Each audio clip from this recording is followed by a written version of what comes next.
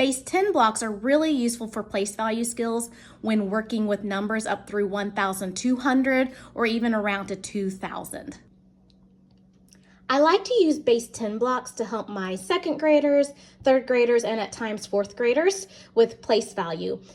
Then I ask my students to build a number. For example, it could be 1,324. Then I ask them to break apart or decompose the number in another way. And so the goal is for students to recognize, for example, that 1,000 can be broken up into 10 hundreds or 100 tens or 1,000 ones.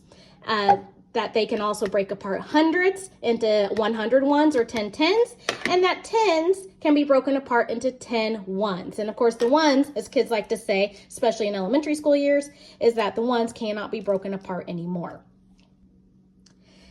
Then they choose a place value column that they're going to break apart. So for example, we could do the hundreds. So we're going to trade the hundreds to make an equal trade for 10 tens.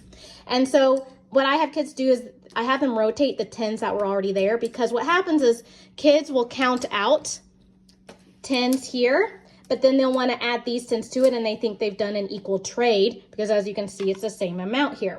But I tell them, no, these two tens were already there. They did not come from the 100 over here. And so that helps them remember they have to count out a brand new 10 tens. Then I ask them, is this still the same number? And I get some various responses of yeses and nos. So then we count it out. So we have 1,100, 1,200. The goal then here is for them to see that this is 1,300 because 10 tens make 100. So 1,300, 1,310, 1,320, 1,324. And then they will see that it is still the same number.